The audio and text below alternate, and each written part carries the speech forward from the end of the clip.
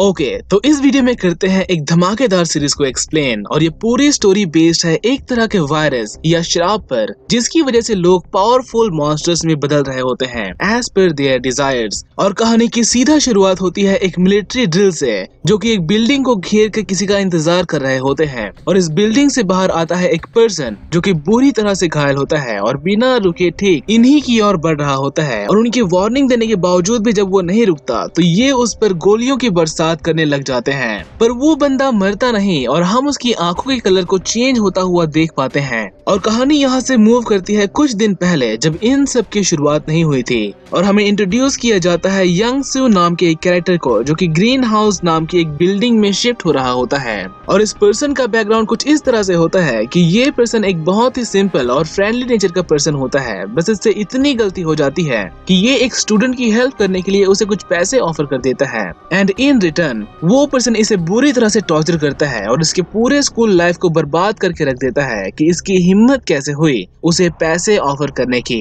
दरअसल ये पर्सन होता है किसी बिगड़े बाप की औलाद, और यंगसू के डैड उसी पर्सन के डैड के लिए काम किया करते हैं, जिससे एक तरह से इसे घमंड हो जाता है अपने पैसों का। और वो यंगसू को हर दिन बुली करता है, इवन कि पैसों के दम पर वो पूरे क्लास को इसके अगेंस्ट कर देता है। पर हद तो तब हो जाती है जब ये लोग उसे छत से फेंकने की कोशिश करते हैं और इसके एक फ्रेंड को सुसाइड करने के लिए मजबूर कर देते हैं। और जब ये आवाज उठाता है तो इसके डैड को काम से निकाल दिया जाता है और इसकी फैमिली गुस्सा होती है इसी पर कि उसकी वजह से ये सब हुआ, जिसका रिजल्ट ये होता है कि यंगसू हो जाता है डिप्रेस्ड और एक एक्सीडेंट में अपने पेरेंट्स को खोने के बाद ये इस ग्रीन हाउस नाम के बिल्डिंग में शिफ्ट होता है, पर रहने के लिए नहीं बल्कि सुसाइड करने के लिए। और इस जगह पर आते ही एक ग्रास कटर का ब्लेड टूटकर सीधा इसके चेहरे के पास से गुजरती है, जिससे ये बाल बाल बच जाता है मरने से। और थोड़ा बहुत पूछताछ करने के बाद ये वॉचमैन इसे जाने देता है, जो कि एक तरह से थोड़ा सा अजीब बिहेव करता है। और ना सिर्फ ये वॉचमैन बल्कि इस बिल्डिंग में रहने वाले लोग ही अजीब होते हैं।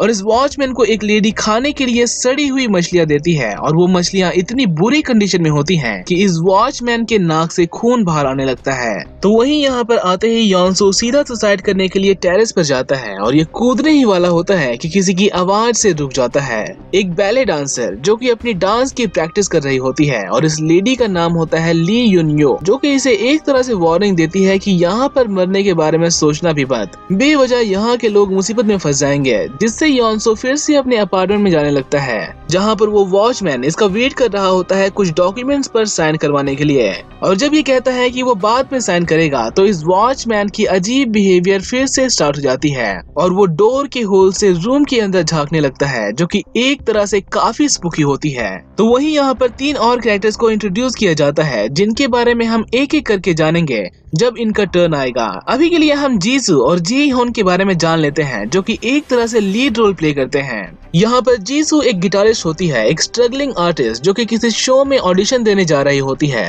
तो वहीं जी ह्योन एक कोरियन टीचर होता है एंड आल्सो ए स्वॉर्ड्समैन, जो कि सिंगल होता है और इससे फ्रेंडली होने की कोशिश कर रहा होता है। आफ्टर ऑल ये दोनों एक ही बिल्डिंग में रहते हैं। तो वहीं इनके लिफ्ट के बाहर आते ही एक और कैरेक्टर को इंट्रोड्यूस किया जाता है, जो कि एक आदमी को टॉर्चर कर रहा होता है और उसे फोटो दिखाकर किसी के बारे में पूछता है। और जब वो कहता है कि वो नहीं जानता तो ये उसके मुंह में जलता हुआ सिगरेट डाल देता है। और इन दोनों ही पर्सन के बारे में हमें डिटेल में आगे पता चलेगा स्टोरी के आगे बढ़ने के साथ। अभी के लिए इतने कैरेक्टर्स काफी हैं इस कहानी की बेस फॉर्म करने के लिए। और एक बार फिर से कहानी शिफ्ट होती है यंगसू की अपार्टमेंट की ओर, जहाँ पर वो गेम खेल रहा होता है ऑलमोस्ट 1 हफ्ते से बिना कोई रेस्ट किए, क्योंकि इसका मेन इंटेंशन होता है सुसाइड करना, चाहे वो किसी भी तरह से क्यों ना हो। पर उस गेम से ज्यादा शोर मचा रही होती है इसके साथ वाले अपार्टमेंट की लेडी, जो कि भूख से मरी जा रही होती है, पर फिर भी उसे डाइटिंग करना होता है वजन कम करने के लिए। और रात के 8:30 बजे के करीब यंगसू को एक डिलीवरी बॉय से मैसेज आता है कि उसने उसके रैमेन के ऑर्डर को दरवाजे के बाहर ही छोड़ दिया है। और जब ये उसे लेने के लिए बाहर जाता है तो देखता है कि उस पूरे बॉक्स को कोई डैमेज कर दिया होता है।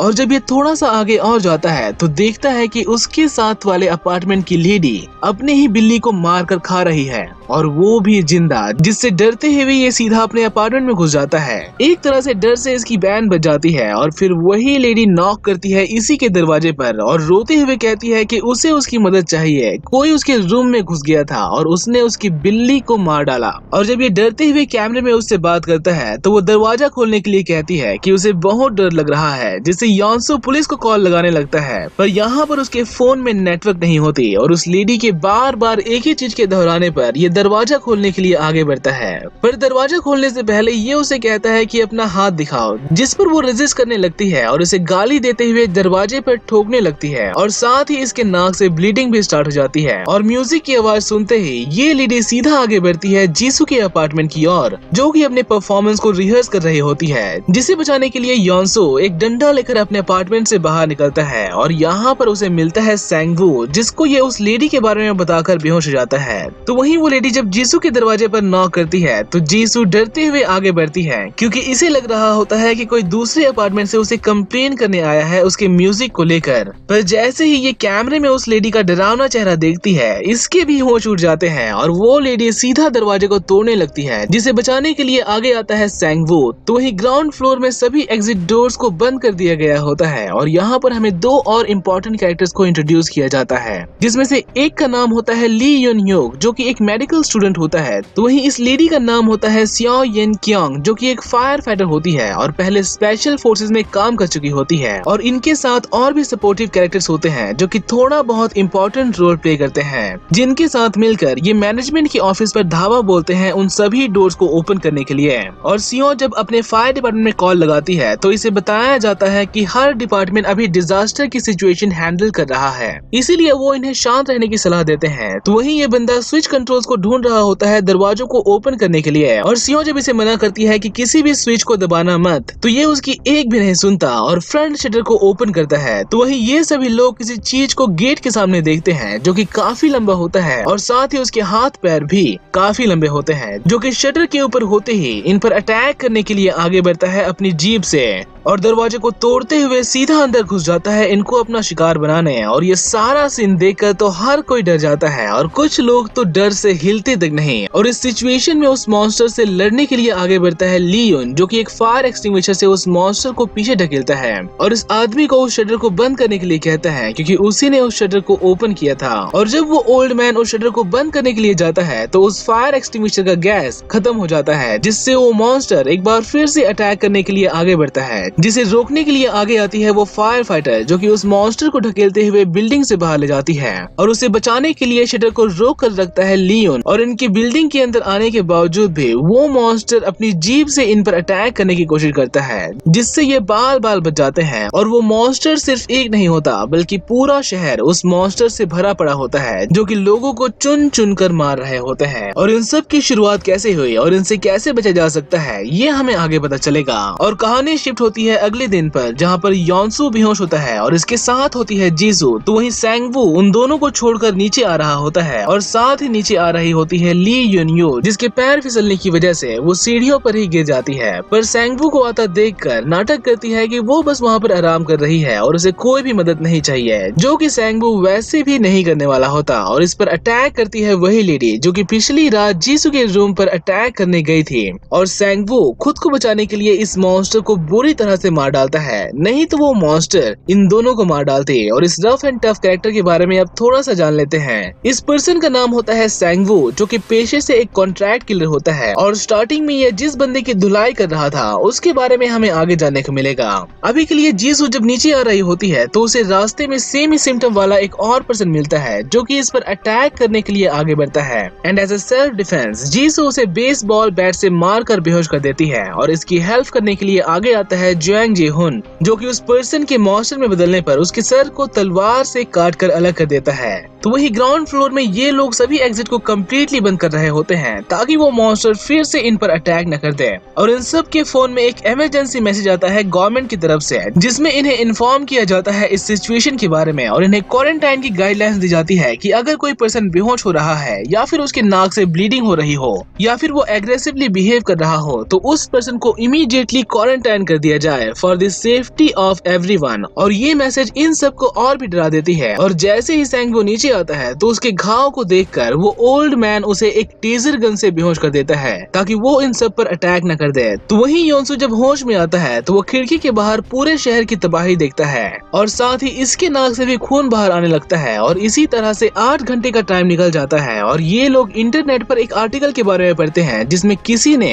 इन सब के बारे में डिटेल में लिखा होता है कि ये सब यहाँ से शुरू नहीं हुआ और कोई नहीं जानता कि ये कैसे शुरू होता है और इसका इलाज क्या है। इवन कि वो राइटर भी इन्फेक्टेड होता है और ऑलमोस्ट 15 दिन से वो खुद को कंट्रोल कर रहा होता है और अपनी बॉडी में हुए चेंजेस को वो उस ब्लॉग पोस्ट में लिखता है और सबको बताता है कि अगर तुम इन्फेक्टेड हो जाओ तो खुद को मार लो, यही सबसे बेस्ट तरीका है दूसरों को बचाने का। और फिर भी अगर तुम जिंदा रहना चाहते हो तो तुम्हें ये करना होगा। और इतना पढ़ने के बाद इंटरनेट चला जाता है जिससे ये लोग बचने के तरीके के बारे में नहीं जान पाते, बट उस राइटर के बारे में हमें आगे जरूर पता चलेगा। अभी के लिए इतना याद रखना कि इस पोस्ट की हेडलाइन होती है कुरुकुरु और इस पोस्ट को लिखने वाला भी इसी बिल्डिंग में से एक होता है। बस हमें सही वक्त आने पर पता चलेगा। अभी के लिए ये लोग सैंगवू को मारने का प्लान बना रहे होते हैं ताकि वो मॉन्स्टर में ना बदल जाए, जिससे ये ओल्ड मैन एक चाकू लेकर उसे मारने के लिए जाता है। तो वहीं जीसू और जी हियोन जब वहाँ से निकलते हैं तो उन्हें एक रूम से किसी की आवाज सुनाई देती है और वो पर्सन इन्हें पास कोड बताता है उस अपार्टमेंट का। और दरवाजे के खोलने पर ये वही पर्सन होता है जिसे स्टार्टिंग में सैंगवू धो रहा था। और इस पर्सन के बारे में हमें आगे जानने को मिलेगा जब इस पर्सन का फिर से सामना होगा सैंगवू से। अभी के लिए तो ये भी झूठ बोलता है कि उसके अपार्टमेंट में एक बदमाश खुश आया था जिसने उसकी ये हालत की और ये सब फिर से नीचे आने लग जाते हैं। और सैंगवू को जब वो ओल्ड मैन मारने के लिए जाता है तो उस ओल्ड मैन को मारकर सैंगवू बेहोश कर देता है। तो वही योनसू खुद को मारने के बारे में सोच रहा होता है उस ब्लॉग पोस्ट के जैसे कि इन्फेक्टेड होने पर खुद को मार लो। और जैसे ही ये खिड़की की ओर बढ़ता है वहाँ से कूदने के लिए तो वो एक पर्सन को देखता है जो कि खिड़की के रास्ते बच के निकलने की कोशिश कर रहा होता है ताकि वो अपने बच्चों को बचा सके। बट एक मॉन्स्टर के आ जाने पर वो 15th फ्लोर से सीधा नीचे गिरता है, जिसे देखकर ये बुरी तरह से डर जाता है और उन बच्चों की चीख पुकार सुनकर उनको बचाने का मन बनाता है और एक टीवी उठाकर सीधा उस मॉन्स्टर पर दे मारता है। एंड एज ए रिजल्ट वो मॉन्स्टर सीधा इसके रूम में घुसता है इसे मारने के लिए और सांप की तरह इसकी पूरी बॉडी को जकड़ लेता है। और इस मॉन्स्टर का दी एंड करता है एक और कैरेक्टर जो कि इस पूरी सीरीज में सबसे इम्पोर्टेंट रोल प्ले करता है और इस पर्सन का नाम होता है होंडो सिक, एक रिटायर्ड आर्मी ऑफिसर जो कि किसी भी चीज को एक वेपन में बदल सकता है। और ये योंगसू को उन बच्चों को बचाने के लिए कहता है क्योंकि वो खुद नहीं कर सकता अपाहिज होने के कारण, और ये उसके लिए एक स्पेशल हथियार बनाता है ताकि वो उन मॉन्स्टर से लड़ सके जरूरत पड़ने पर। बट इनका मेन प्लान होता है उन बच्चों को बचाना बिना मॉन्स्टर से उलझे, क्योंकि वो इलेक्ट्रीफाइड भाला ज्यादा देर तक इन्हें नहीं बचा सकता। और इसका सबसे पहला सामना होता है एक आधे सर वाले मॉन्स्टर से जो कि देख तो नहीं सकता बट इसकी सुनने की ताकत सबसे स्ट्रांग होती है और थोड़ी सी आवाज होते ही वो अटैक कर देता है, जिसे डिस्ट्रैक्ट करने के लिए ये एक पिंग पोंग बॉल उसकी तरफ फेंकता है और फिर उसे करंट से बेहोश कर देता है। तो वही ग्राउंड फ्लोर में ये लोग सबको सेफ रखने के लिए बेस्ट पॉसिबल ऑप्शंस अपनाते हैं और ली यून कैमरा रूम में फुटेजेस को देखता है ताकि अगर कोई भी सर्वाइवर हो तो वो उसे बचा सके और किसी भी मॉन्स्टर के आने पर ये अवेयर हो जाए। और सभी एग्जिट को लॉक देखकर इन्हें एक चीज यहाँ पर समझ में आती है कि इन्हें बचाने के लिए ये सब किया गया है, ना कि टॉर्चर करने के लिए, जैसा कि वो समझ रहे थे। और जब उनकी बिल्डिंग की लाइट जाती है तो उसे ठीक करने के लिए जाती है सियों, पर यहाँ पर कुछ तो सस्पिशियस होता है जो कि इस ली यून को पता होता है, पर वो तब भी सियों को कुछ नहीं बताता। मे बी इसे डर होता है कि शायद वो उस लाइट को ठीक करने नहीं जाएगी अगर वो उसे सच बता देगा। और अब यहाँ पर दो चीजें होती है। पहला तो ये कि योंसू उन बच्चों को बचाने के लिए उनके अपार्टमेंट में जाता है जो कि वहाँ से निकलते वक्त एक मॉन्स्टर में बदलने लगता है। तो वहीं सियों जब उस मेंटेनेंस रूम से लाइट को ऑन करके निकलने लगती है तो उस पर कोई चीज अटैक करके उसे अंदर ही खींच लेती है और योंसू को दिखाई देता है उसी का हॉरिबल पास्ट। एक तरह से यही चीज डिसाइड करती है कि क्या कोई पर्सन मॉन्स्टर बनेगा या नहीं, और उसी का डिमोनिक फॉर्म उसे कहता है कि वो उसकी सारी ख्वाहिश को पूरी कर सकता है। एक तरह से वो उसे लालच देता है ताकि वो भी एक मॉन्स्टर में बदल जाए, जिसे एक तरह से वो मना नहीं कर पा रहा होता। और यहाँ पर आता है एक एक्सट्रीमली पावरफुल मॉन्स्टर जो कि दिखता हल्क की तरह है और उस रूम के दरवाजे को तोड़ देता है, जिसके नीचे दब जाता है योंसू। और वो मॉन्स्टर इन दोनों बच्चों को मारने के लिए उस जगह को पूरी तरह से तोड़ने लगता है, जिसकी आवाज को सुनते हैं ये लोग और उस मॉन्स्टर को रोकने की कोशिश करता है योंसू,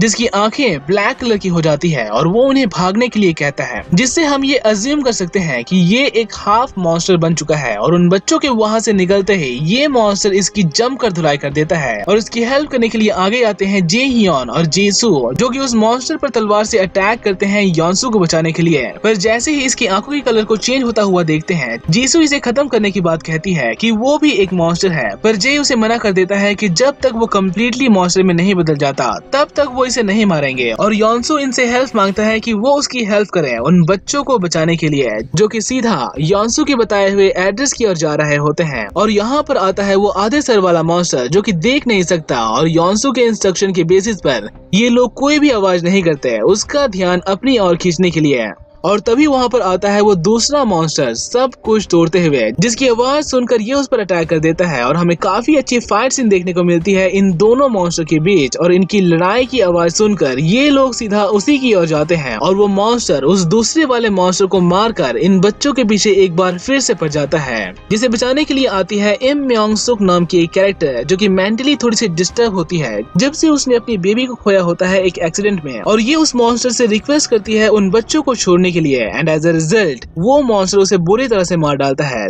तो वही ग्राउंड फ्लोर में इन लोगों को न्यूज में नेशनल इमरजेंसी की न्यूज मिलती है, और जब प्रेसिडेंट खुद भी एक मॉन्स्टर में बदलने लगता है तो आर्मी उन्हें शूट कर देती है। तो वही उन बच्चों को बचाने के लिए आगे आते हैं ये तीनों, और उस मॉन्स्टर का ध्यान भटकाते हैं जे और जीसू। और योंसू उन्हें रूम नंबर 1408 में आने के लिए कह के वहाँ से निकल जाता है उन बच्चों के साथ, और जे उस मॉन्स्टर को भड़काता हुआ अपने पीछे लगाता है ताकि वो उसे वहाँ से दूर ले जा सके। और जीसू देखती है कि वो लेडी भी अब एक मॉन्स्टर में बदल रही है। तो वही वो मॉन्स्टर जे को मारने के लिए डेड एंड तक पीछा करता है, और जय उसे ट्रिक करता हुआ खिड़की से बाहर गिरा देता है। तो वही जीसू भी उस लेडी को नहीं मारती उसकी आंखों का कलर फिर से नॉर्मल होने पर। और ये सब जरूरी सामान के साथ रूम नंबर 1408 में जाते हैं, जो कि एक सेफ जगह होती है। और सीन यहाँ से शिफ्ट होती है उस मेंटेनेंस रूम की ओर, जहाँ पर स्यों एक तरह की मकड़ी की जाल में फंसी हुई होती है। तो वही सैंगवू जब फिर से उसी अपार्टमेंट में जाता है तो वहाँ पर उस पर्सन को ना देखकर वो काफी गुस्सा होता है। तो वही वो पर्सन एक बैग में खाने का सामान भरकर नीचे ग्राउंड फ्लोर में आता है सबसे फ्रेंडली होने, क्योंकि सैंगवू से वो इसी तरह से बच सकता है जब लोग उसके साथ खड़े होंगे। पर सैंगवू उसे मारना ही क्यों चाहता है ये हमें आगे पता चलेगा। अभी के लिए जब ये खाने का सामान सबको ऑफर कर रहा होता है तो ये लेडी उसके बैग में खून के निशान देखती है, जिससे ये पर्सन और भी सस्पिशियस बन जाता है। और कहानी शिफ्ट होती है अगले दिन पर, और ली यून अनाउंसमेंट करता है कि ग्राउंड फ्लोर सेफ है और जितने भी सर्वाइवर्स हैं वो सब ग्राउंड फ्लोर में आ जाए। तो वहीं ये पर्सन सुबह से बाहर देख रहा होता है और सबको बताता है कि अभी तक उसने कोई भी मॉन्स्टर नहीं देखा, जिससे ये लेडी चुपचाप उस मेन गेट के शटर को ओपन कर देती है ताकि वो बाहर जा सके अपनी बेटी को बचाने, जिसे ये लोग रोक देते हैं कि बाहर जाना सेफ नहीं। और ली यून भी उस शटर को फिर से बंद करने के लिए कहता है, और इसी वक्त एक लड़की दौड़ते हुए ठीक इसी बिल्डिंग की ओर आती है, जो कि होती है इस वुमेन की बेटी। और उसे लेने के लिए जब एक सोल्जर बाहर जाता है तो वही लंबी जीव वाला मॉन्स्टर उन दोनों को मार डालता है, जो कि एटलीस्ट इनके लिए तो अनबियरेबल होती है। और जैसे ही ये उस जगह को फिर से बंद करते हैं तो वो मॉन्स्टर इन पर भी अटैक करता है। और अनाउंसमेंट सुनकर ये तीनों नीचे जाने का फैसला करते हैं, और इसी बिल्डिंग में दो और कैरेक्टर्स को दिखाया जाता है जो कि आगे चलकर काफी इंपॉर्टेंट रोल प्ले करते हैं। और इनमें से एक पर्सन होता है एक रिटायर्ड आर्मी ऑफिसर, तो वहीं ये लड़की होती है उसकी नर्स, जो कि एक तरह से उसकी बेटी जैसी ही होती है। और ये दोनों भी नीचे जाने का प्लान बनाते हैं, और सीन शिफ्ट होती है उस मेंटेनेंस रूम की और उस फायर फाइटर की तरफ। एंड ऑनेस्टली स्पीकिंग ये सीन इस पूरे सीरीज की सबसे बेस्ट सीन है, जो कि सियो के फिजिक के लिए जानी जाती है for her extreme level of fitness, जो कि हमें देखने को मिलती है जब वो वहाँ से निकलकर भागती है उस मॉन्स्टर से बचने के लिए। और इन सब में उसे चोट भी आती है, और उसके वहाँ से बाहर निकलते ही हम डरा हुआ चेहरा देखते हैं ली यून का, जिसको सियो खींच के घुसा मारती है, क्योंकि इसको उस मॉन्स्टर के बारे में पहले से ही पता होता है, पर फिर भी उसने उसको कुछ भी नहीं बताया होता, जिसके कारण वो मर भी सकती थी। और अब इन्हें न्यूज में खबर मिलती है कि इस रेड अलर्ट वाले सिचुएशन में सारे डिसीजंस मिलिट्री ही लेगी, मतलब कि अगर उन्हें किसी भी पर्सन में इन्फेक्शन के लक्षण दिखाई देते हैं तो वो उसे शूट कर देंगे, जैसा कि उन्होंने प्रेसिडेंट के साथ किया था। और यहाँ पर ये लोग मॉन्स्टर में बदलने का रीजन बताते हैं कि ये कोई खून से जुड़ी या हवा से फैलने वाली बीमारी नहीं है, बल्कि ये लोगों के लालच और डिजायर से होने वाली बीमारी है, जिसके कारण वो मॉन्स्टर में बदल रहे होते हैं। और उन मॉन्स्टर को मारा नहीं जा सकता क्योंकि उनमें फिर से रीग्रोथ की एबिलिटी होती है, और इन्हें सिर्फ तभी खत्म किया जा सकता है जब ये इंसान से मॉन्स्टर में बदल रहे हों, क्योंकि इनमें तब तक रीग्रोथ की एबिलिटी डेवलप नहीं हुई होती। और इस टाइम को नाम दिया जाता है गोल्डन आवर। और जब योंसू बाकी लोगों के साथ नीचे आने लगता है तो एक मॉन्स्टर इस पर अटैक कर देता है, जिससे वो सीधा 9th फ्लोर से नीचे गिरता है और इसकी आंख खुलती है 3 घंटे बाद, जैसा कि इसे कुछ हुआ ही ना हो। मतलब कि ये इसका गोल्डन आवर चल रहा है, जिससे किम सेओक नाम का ये पर्सन कहता है कि उन्हें इसे मार देना चाहिए इससे पहले कि बहुत देर हो जाए। तो वही ली योन उसे बचाने के फेवर में होता है ताकि उसे एज अ शील्ड यूज कर सके उन सभी मॉन्स्टर के अगेंस्ट, जिससे ये बुढ़ा काफी गाली गलौज करता है और उसे इमीडिएटली मारने के लिए फोर्स करता है। पर सभी लोग उसे मारना नहीं चाहते, जिनमें स्पेशली होते हैं ली योन और योंसू के दोस्त, जिससे ये वोट करने का फैसला करते हैं ताकि सबकी प्राइवेसी सेफ रहे। और इस वोटिंग का नतीजा निकलता है कि आधे लोग उसे मारना चाहते हैं और आधे लोग उसे बचाना, जिससे नाखुश ये पर्सन सब पर चिल्लाने लगता है और फुल टू गाली गलौज निकालने लगता है कि वो उसे मार डालेगा। पर इसकी भी डर से फटती है जब इसके भी नाक से खून बाहर आता है, क्योंकि अब वो भी बीमार होता है।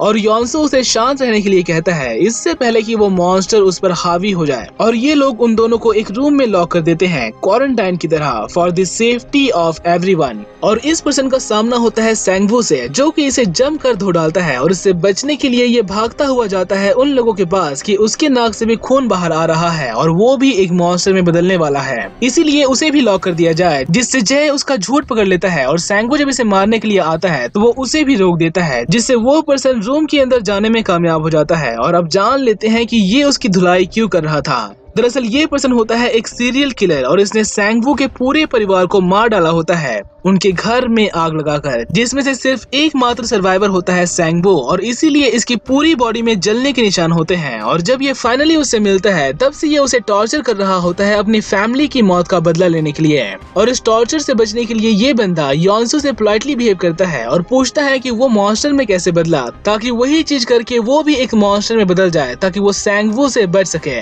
पर योंसू उसे कुछ भी नहीं बताता और कहानी शिफ्ट होती है अपार्टमेंट नंबर 1408 की तरफ, जहाँ पर ये बच्ची मिस्टर हान को बताती है कि वो लेडी 1 घंटे से बाथरूम से बाहर नहीं आई। और जब मिस्टर हान उसे देखने के लिए जाता है तो वो लेडी एक ह्यूज मॉन्स्टर बेबी में बदल गई होती है, क्योंकि इसने अपने बच्चे को खो दिया होता है। तो हो सकता है उसकी डिजायर हो अपने बच्चे को वापस पाने के लिए, जिससे मिस्टर हान उसे नहीं मारते। और ली यून अब सैंगवू से पूछता है कि उसका ये भाला किसने बनाया, जिससे ये मिस्टर हान के बारे में उसे बताता है। और वो मिस्टर हान को ग्राउंड फ्लोर में लाने के लिए उसे भेजता है ताकि वो इनकी हेल्प कर सके मॉन्स्टर से लड़ने में। और इनके साथ ऊपर जाता है सैंगवू, पर मिस्टर हान को लेने के लिए नहीं बल्कि किसी और ही काम से। और ली यून इसे कहता है कि अगर सिचुएशन बिगड़ जाए तो बच्चों को वहीं पर छोड़ देना, पर मिस्टर हान को किसी भी कंडीशन में लेके आना, जो कि एक तरह से सेल्फिशनेस होती है, जिससे सियो भी इस पर भड़कती है कि वो इस तरह से लोगों की लाइफ के साथ खिलवाड़ नहीं कर सकता। जिस पर ली यून उसे कहता है कि वो सिर्फ गोल्डन आवर का फायदा उठा रहा है, एटलीस्ट तब तक के लिए जब तक कि योंसू कम्प्लीटली एक मॉन्स्टर में बदल नहीं जाए। और इसे बताता है कि गवर्नमेंट के अनाउंसमेंट से पहले ही किसी को इन सब के बारे में ऑलरेडी पता था। और वो उसे उस ब्लॉग के बारे में बताता है और उस कुरु कुरु हेडलाइन को पढ़कर इसे कुछ याद आता है कि उसका फियांसे सेम ही हेडिंग के साथ एक डायरी को लिखा करता था। और इसका मतलब ये होता है कि उस ब्लॉग को लिखने वाला वही पर्सन है। और उस डायरी को पाने के लिए सियो जानती है कि उसे कहाँ जाना है। तो वही मिस्टर हान को लेने गए इन लोगों पर अटैक करते हैं 2 मॉन्स्टर, जिनकी हेल्प करने के लिए आगे आते हैं ये दोनों। और सैंगवू को बेहोश पाकर उसे अपने रूम में ले जाते हैं, जो कि होश में आते ही वहाँ से निकल जाता है बिना मरहम पट्टी करवाए। तो वही योंसू का इलाज करने के लिए जब सुआ आगे बढ़ती है तो योंसू मना कर देता है कि वो ठीक है, और वो अपने घाव को छुपाने लगता है, जिससे गिल सिर्फ उसे फोर्स करता है उसे अपना हाथ हटाने के लिए, जिससे इन्हें पता चल जाता है कि ये भी एक मॉन्स्टर है। और गिल सिर्फ उसे बाहर जाने के लिए कहता है इससे पहले कि वो कोई और प्रॉब्लम खड़ी करे। बट ये सब सिर्फ एक मजाक होता है और ये दोनों उसके साथ मिलकर मिस्टर हान को लेने के लिए जाते हैं। तो वहीं सैंगवू जाता है फिर से उसी रूम में, और उस रूम में उसे कई सारी फोटोज मिलती है उन सभी लड़कियों का जिनको उस किलर ने मारा होता है, जिससे ये गुस्से में भन्नाया हुआ नीचे आने लगता है। और अपने आप को बचाने के लिए वो बंदा भी वहाँ से बाहर निकलता है और अपने छुपाए हुए हथियार को लेने के लिए जाता है ताकि वो सैंगवू से खुद को बचा सके। और सैंगवू के आते ही ये उस पर हथौड़े से वार करता है एंड इन रिटर्न सैंगवू उसे सबके सामने मार डालता है उन सभी लोगों को मारने के लिए। और उसकी बॉडी को घसीटते हुए उस बिल्डिंग के बाहर ले जाता है उन मॉन्स्टर को खिलाने के लिए। और उस सोल्जर और उस लड़की की बॉडी को अंदर लाकर शटर को बाहर से ही बंद करने लगता है ताकि मॉन्स्टर्स उसे भी मार डाले। एक तरह से वो खुद को पनिश कर रहा होता है कि वो उन बच्चों को नहीं बचा पाया, पर जे हियोन उसे ऐसा करने से रोक देता है और सैंगवू को अंदर आने देता है और ये सभी लोग उस जगह को और भी स्ट्रॉन्ग बनाने लग जाते हैं to fight against the monster, जिसमें चट्टान बनकर इनकी प्रोटेक्शन करता है यानसू as he is the only person who will not die. और अब नोज ब्लीडिंग होती है जीसू को, जिसे ये जाल में पकड़ लेते हैं ताकि वो खुद को और दूसरों को हार्म ना करे। तो वहीं सियों उस बिल्डिंग से निकलकर एक हॉस्पिटल की ओर जाती है एक बाइक में अपने फियांसे की डायरी को लेने, ताकि उन्हें बचने का रास्ता मिल सके। और इस बिल्डिंग में रहने वाले लोगों के लिए रूल्स बनाए जाते हैं ताकि सभी तरह के रिसोर्सेज को प्रॉपर यूज किया जा सके। पर एक रूल यानसू पर टॉर्चर होता है कि उसे सबसे अकेले क्वारंटाइन में रहना पड़ता है, इवन कि जब सबसे ज्यादा मेहनत भी उसी से करवाई जाती है और सभी खतरों का सामना भी वही करता है। और किम सियों के मॉन्स्टर बनने पर जब ये लोग उसे मारते हैं तो यानसू को भी उसके अंदर का मॉन्स्टर टॉन्ट करता है कि उसको भी ये लोग मार डालेंगे। तो वहीं सियों पहुंचती है उस हॉस्पिटल में जहां पर उसका मंगेतर काम किया करता था, और होता कुछ इस तरह से है कि वहां पर आग लगने की वजह से उसकी बॉडी वहां पर नहीं मिलती। मे बी इसका रीजन ये हो सकता है कि इलनेस की वजह से मिलिट्री वाले उसे ले गए होंगे और उस जगह को आग लगा दिए हों सारे सबूतों को मिटाने के लिए, पर वो आग सब कुछ जला नहीं पाती। और सियों एक टैबलेट में वो ब्लॉग पढ़ने लगती है जिसमें उसके फियांसे ने लिखा होता है कि 15 दिन तक अगर कोई पेशेंट खुद को मॉन्स्टर बनने से रोक ले तो वो स्टेबल स्टेट में चला जाएगा, और 15 दिन से ज्यादा रोकने पर वो स्पेशल इन्फेक्टी की कैटेगरी में आ जाएगा। मींस कि वो अपनी एबिलिटी को अपनी मर्जी से यूज कर पाएगा। और इसके आगे जब तक बढ़ते मिलिट्री इसके सर पर गन ताने खड़ी होती है और इसे एक कैदी की तरह ले जाते हैं पूछताछ करने। तो वहीं उस बिल्डिंग में लाइट एक बार फिर से चली जाती है और उसे ठीक करने के लिए भेजा जाता है यानसू को, और इस पर भी वही मॉन्स्टर अटैक करता है जो कि सियों पर किया था। और इसको रेस्क्यू करने के लिए ये लोग टीम बनाकर जाते हैं और एक अजीब से मॉन्स्टर को देखते हैं जो कि सो रहा होता है, जिसे ये बिना डिस्टर्ब किए यानसू को वहां से लेकर निकल ही रहे होते हैं कि जीजू की बेसबॉल वाली बैट गिरने पर वो मॉन्स्टर जाग जाता है, जो कि होता है एक हाई स्पीड में दौड़ने वाला मॉन्स्टर जो कि काफी तेजी से इनको मारने के लिए आगे बढ़ता है। तो वहीं वो स्पाइडर वाला मॉन्स्टर सीधा ग्राउंड फ्लोर में घुस जाता है इनकी प्रॉब्लम को डबल करने के लिए, और हमें दोनों ही तरफ से काफी अच्छी फाइट सीन देखने को मिलती है, फुल टू धमाकेदार सीन। और उस गराज में उनकी हेल्प करने के लिए जाते हैं गिल से, जो कि उस मॉन्स्टर को जलाकर भस्म कर देते हैं। तो वही मिस्टर हान की हेल्प करने के लिए आते हैं बाकी सारे लोग, और उस मॉन्स्टर से काफी संघर्ष करने के बाद उसे एंड में मार डालता है यानसू, जिससे ये लोग उसे अपने साथ रखने का फैसला करते हैं उस क्वारंटाइन वाले रूम से निकालकर। और इसी तरह से ऑलमोस्ट हर दिन निकलता जाता है जब तक कि पानी खराब नहीं होता, क्योंकि बिना पानी की ये ज्यादा दिन तक टिक नहीं पाएंगे। इसलिए ली यून मिस्टर हान की हेल्प मांगता है एक व्हीकल को और भी मजबूत बनाने के लिए, ताकि वो सब उस बिल्डिंग से बाहर निकल सके, जिसे सुन लेता है ये पर्सन, जिससे हमें थोड़ा बहुत ड्रामा देखने को मिलता है। तो वही सियों को वो आर्मी वाले छोड़ देते हैं एक शर्त पर कि अगर वो स्पेशल इन्फेक्टी को पकड़वाने में उनका साथ दे तो वो उसे उसके फियांसे के बारे में बता देंगे, और इसे एक जीपीएस ट्रैकर देते हैं ताकि वापस जाने पर वो उस डिवाइस को प्रेस कर दे, जिससे वो उसे आसानी से ढूंढ लेंगे। और वो स्पेशल इन्फेक्टी होता है यानसू, जिसे आर्मी वाले इसलिए पकड़ना चाहते हैं ताकि वो उस पर एक्सपेरिमेंट करके सभी मॉन्स्टर को मारने का तरीका ढूंढ सके। और एक तरह से यही चीज वो सियों के फियांसे के साथ भी कर रहे होते हैं, जो कि वहां से भागने में कामयाब हो जाता है। और वो पर्सन कहाँ है ये हमें आगे पता चलेगा। और सीन जब बिल्डिंग की ओर शिफ्ट होती है तो हम देखते हैं कि जीसू बेहोश होकर गिर जाती है, पर इस बार इसके नाक से खून बाहर नहीं आता, बल्कि इसका रीजन कुछ और होता है। और उसको इतने पेन में देखकर ली यून कहता है कि उसे अपेंडिसाइटिस है, मतलब कि उसका अपेंडिक्स खराब हो गया है। और ये इतने कॉन्फिडेंस से इसलिए कहता है क्योंकि वो एक मेडिकल स्टूडेंट रह चुका होता है, और बताता है कि अगर उसका अपेंडिक्स पेट में ही फट गया तो इन्फेक्शन पूरी बॉडी में फैल जाएगा और फिर उसे बचाया नहीं जा सकता, और इसे बचाने का सिर्फ एक तरीका होता है ऑपरेशन करना, पर बचाने से ज्यादा चांसेस मरने के होते हैं। और ली यून ने सर्जरी करनी तो दूर देखी तक नहीं होती, जिससे उसकी सिस्टर उसे ताना मारती है कि क्या इसी दिन के लिए उसे भूखे रहकर मेडिकल स्कूल भेजा था कि वो वक्त आने पर सॉरी बोल के निकल जाए। जिससे यून जीसू से पूछता है कि वो क्या करना चाहती है, जिससे वो सर्जरी करवाने के लिए रेडी हो जाती है। और ये एसेंशियल टूल को लेने के लिए सैंगवू के साथ 2 लोग और भी जाते हैं, और जैसे ही उनकी कार बिल्डिंग से बाहर निकलती है एक मॉन्स्टर इनकी पूरी कार को खिलौने की तरह दूर फेंक देता है। और इस मॉन्स्टर के साइज के सामने तो हल्क भी एक पिद्दी लगेगा, और इस पर अटैक भी कोई काम नहीं करता। और इस शोर की आवाज सुनकर लियो समझ जाता है कि उनका प्लान फेल हो गया, पर जीसू की बिगड़ती कंडीशन को देखकर इनके पास कोई और ऑप्शन नहीं रह जाता उस ऑपरेशन को गिने चुने हुए टूल्स के साथ परफॉर्म करने के अलावा, और वो भी बिना एनेस्थीसिया के, जिसकी परमिशन देती है जीसू कि वो दर्द सहने के लिए तैयार है, तुम बस सर्जरी करो। जिससे एक पेनफुल सर्जरी स्टार्ट होती है। तो वहीं एक धमाकेदार फाइट सीन बाहर चल रही होती है, और इन्हें बचाने के लिए आगे आती है सियों, जो कि उस मॉन्स्टर को ट्रक से ढकेलने लगती है, जिसे वो काफी मेहनत के बाद मारने में कामयाब हो जाती है। और सीधा बिल्डिंग में आके यानसू के बारे में पूछती है, क्योंकि इसके सारे क्वेश्चंस का आंसर वही दे सकता है। और उससे मिलते ही ये उसके हाथ में एक कट लगा देती है ये चेक करने के लिए कि क्या वो सच में एक स्पेशल इन्फेक्टी है, और फिर वो उसे सब कुछ बताती है और उस डील के बारे में भी जो कि वो आर्मी वालों से करके आई होती है, क्योंकि वहाँ से बच के बाहर निकलने का सिर्फ एक ही तरीका होता है। और सियों जब नहा रही होती है तो यहाँ पर आता है एक सोल्जर जो कि सीधा उसके बाथरूम में घुस जाता है, पर उसे मारने के लिए नहीं बल्कि छुपने के लिए, और डर की वजह से बेहोश हो जाता है। और उसकी आंख खुलती है अगले दिन जब सियों उससे पूछताछ करती है, पर ये बंदा इतनी बुरी तरह से डरा हुआ होता है कि वो डर से कुछ बोल तक नहीं पा रहा होता। पर उसकी वॉकी टॉकी में गोलियों की आवाज सुनकर ये लोग समझ जाते हैं कि कुछ तो गड़बड़ है, जिससे ये इतना ज्यादा डरा हुआ है। और सियों इन्हें हेल्प वाले साइन को हटाने के लिए कहती है ताकि इसके बाकी के साथी यहाँ पर ना आ जाए, और इस काम को करने के लिए जाते हैं सेंगवू और यानसू। पर वापस आते वक्त एक मॉन्स्टर लिफ्ट में घुस जाता है जो कि होता है उस बिल्डिंग का वॉचमैन, और सबको अलर्ट करने के लिए ये लोग सारे अलार्म सिस्टम को एक्टिवेट करते हुए सीढ़ियों से नीचे आने लगते हैं। पर हर फ्लोर पर कोई न कोई मॉन्स्टर इन्हें रोक लेता है, जिससे लड़ने के लिए इनके पास बिल्कुल भी टाइम नहीं होता। और यानसू 15th फ्लोर से सीधा नीचे कूद जाता है उस मॉन्स्टर को रोकने के लिए, जिससे उसके पैर की हड्डी टूट जाती है। तो ही नीचे आते ही वो वॉचमैन इस लेडी पर अटैक करने के लिए आगे बढ़ता है, क्योंकि यही वो लेडी होती है जिसने उसे वो सड़ी हुई मछलियां दी थी खाने के लिए। और इसे बचाने के लिए आगे आता है जे हियोन, जिससे हमें काफी अच्छी और इमोशनल फाइट सीन देखने को मिलती है,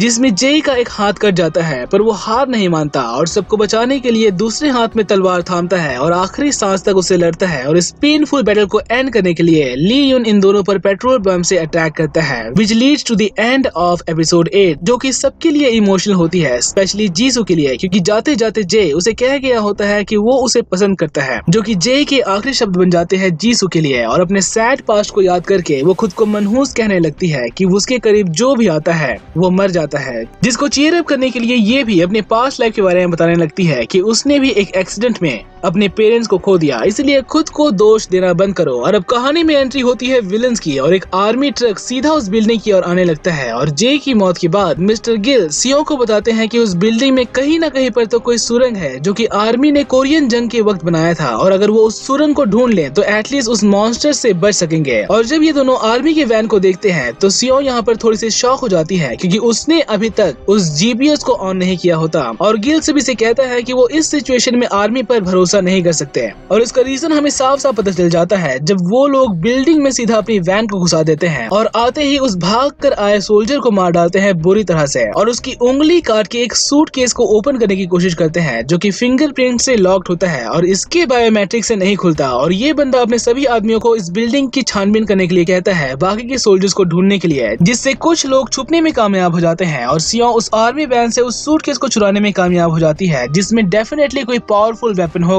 लाइक न्यूक्लियर बॉम्ब का स्विच और समथिंग लाइक दैट। तो वहीं ये लोग इन सबको एक जगह पर इकट्ठा करते हैं और एक सर्कल बनाते हैं कि जो भी उस सर्कल से बाहर आएगा उसको ये मार डालेंगे, और एक लड़की को ये सबके सामने मार डालते हैं बिना पल के झपकाए। और 1% बाकी के लोगों को लेने के लिए जाता है, जिससे बचने के लिए जीसू बेहोश होने का नाटक करती है। पर ये बंदा एक नंबर का ठरकी होता है जो कि उसके घाव को मसलने लगता है, और इस चीज को वो एंजॉय करता है। और इससे पहले कि वो कुछ और करता, इसी के गैंग का एक मेंबर इसे झूठ बोलता है कि बॉस उसे बुला रहा है, और इस पर्सन का नाम होता है वैंग सियोंग, जिसके बारे में हमें डिटेल में आगे पता चलेगा। तो वहीं सियों और सेंगवू साथ मिलकर इनमें से कुछ लोगों को मार डालते हैं, और उस गैंग का लीडर उनसे पूछता है कि उनका लीडर कौन है, जिससे सामने आता है लियोन, क्योंकि एक चीज तो क्लियर होती है कि ये लोग आर्मी से नहीं हो सकते। और ये बंदा उसे उसकी टीम ज्वाइन करने के लिए कहता है अगर वो सबको जिंदा देखना चाहता है तो, जिससे ये उससे पूछता है कि वो कौन है और यहाँ पर आने से पहले वो कहाँ पर था, जिससे ये एक चर्च वाले इंसिडेंट के बारे में बताता है कि जब वो अपने आदमियों के साथ एक चर्च में एंटर करता है तो वो देखता है कि वहाँ पर सारे लोग मर चुके होते हैं और मॉन्स्टर का वहाँ पर कोई नामो निशान नहीं होता।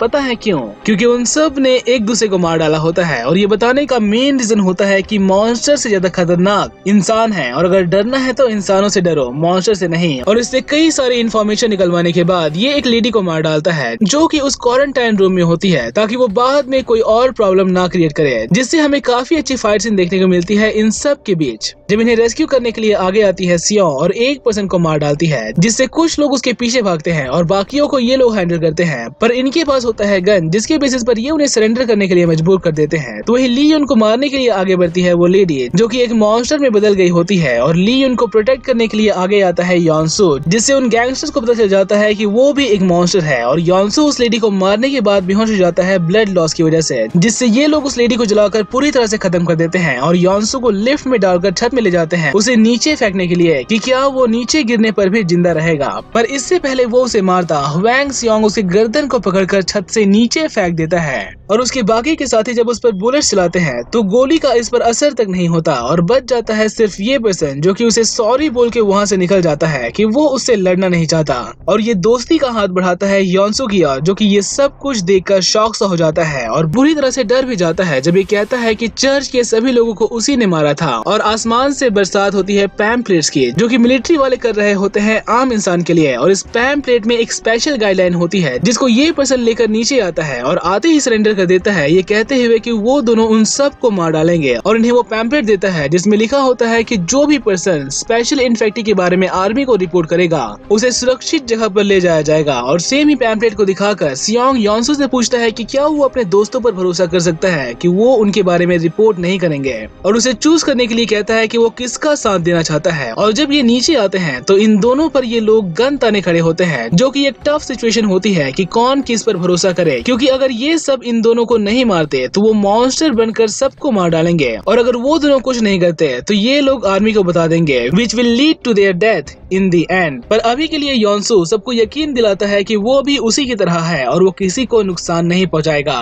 पर भरोसे की ये पतली लकीर कब तक बनी रहेगी ये तो बस हमें आगे ही देखने को मिलेगा। और ये बंदा योनसू को अपने साथ रखने के लिए उसका ब्रेन वॉश करने लगता है कि इंसान कभी भी उसका साथ नहीं देंगे, जिससे धीरे धीरे योनसू का बिहेवियर बदल रहा होता है और अब वो ली युन की एक भी बात नहीं मानता। और जब ये एक नॉन हार्मफुल मॉन्स्टर को मारते हैं तो उसका और भी स्ट्रॉन्ग रिएक्शन होता है योनसू पर, ये डिसाइड करने के लिए कि वो ह्वेंग सियोंग के साथ जा रहा है। तो वहीं इन सभी लोगों में से मिस्टर गिल एक जगह पर खुदाई करने लगते हैं उस बंकर की तलाश में, और ये पर्सन उस जीपीएस को चुराकर ऑन कर देता है, ये सोचते हुए कि आर्मी उसे बचाने आएगी। और अब यहाँ पर हमें देखने को मिलती है काफी अच्छी फाइट सीन जब सैंगवो सुआ को बचाने के लिए हॉस्पिटल ले जाने लगता है और उसे रोकने के लिए उस पर गोली चलाता है सियोंग, और साथ ही बाकी के लोगों को भी मार डालता है, इवन योनसू पर भी अटैक कर देता है। और इस सब का रिएक्शन ये होता है कि योनसू ट्रांसफॉर्म होता है एक मॉन्स्टर में और अपनी एबिलिटीज से वो सियोंग की पूरी बॉडी को मेल्ट कर देता है, पर ये रूप उसे कंट्रोल नहीं होता और वो इन सब पर भी अटैक करने के लिए आगे बढ़ता है, जिसको रोकने के लिए आगे आते हैं मिस्टर हैन और उनकी भी यहाँ पर मौत हो जाती है, पर वो उसे फिर से ह्यूमन फॉर्म में लाने में कामयाब हो जाते हैं, जो कि बेहोश हो जाता है। और जब ये होश में आता है तो इसे कुछ भी याद नहीं होता, पर इसे दुख जरूर होता है मिस्टर हैन के मरने का। और कहानी अगले दिन पर मूव करती है जब ये मरे हुए लोगों को दफनाने के लिए एक जगह पर खुदाई करते हैं और इन्हें वो बंकर का रास्ता मिलता है जैसे कि मिस्टर गिल इन्हें बता रहे थे। तो वहीं ह्वेंग सियोंग का मॉन्स्टर उस बिल्डिंग से निकलकर भाग जाता है एक आर्मी वैन में, और रात होते होते उस बिल्डिंग को आर्मी पूरी तरह से घेर लेती है और अनाउंसमेंट करती है कि वो इन्फेक्टेड पर्सन बिल्डिंग से बाहर आ जाए, जो कि योनसू के बाहर न आने पर गोलियों की बरसात करने लगते हैं, जिससे बचने के लिए वो लोग भागकर बंकर की ओर जाते हैं। तो वहीं इनकी सेफ्टी के लिए योनसू आर्मी की ओर जिसे मनाने की कोशिश करता है ली युन कि उसे बाहर नहीं जाना चाहिए, वो लोग उसे मार डालेंगे, पर ये मना कर देता है। और कहानी वहीं पर शिफ्ट होती है जहाँ से ये स्टार्ट हुई थी, और मिलिट्री की वार्निंग देने पर भी जब ये नहीं रुकता तो वो लोग इस पर गोलियों की बौछार कर देते हैं। तो वहीं ली युन की नाक से भी खून बाहर आने लगता है, इसलिए वो बाकी लोगों के साथ नहीं जाता, जो कि शायद यहाँ पर मर जाएगा।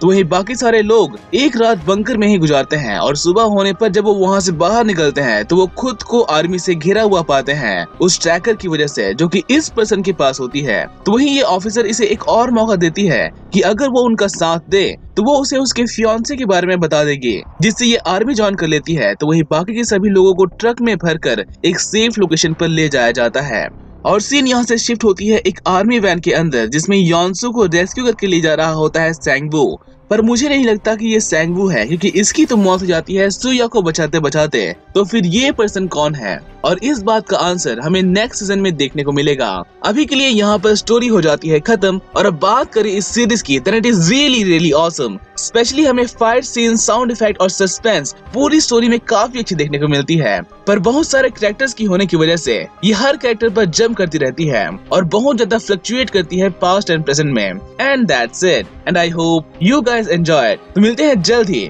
एक नई वीडियो में एक नई स्टोरी के साथ। टिल देन टेक केयर, सी या।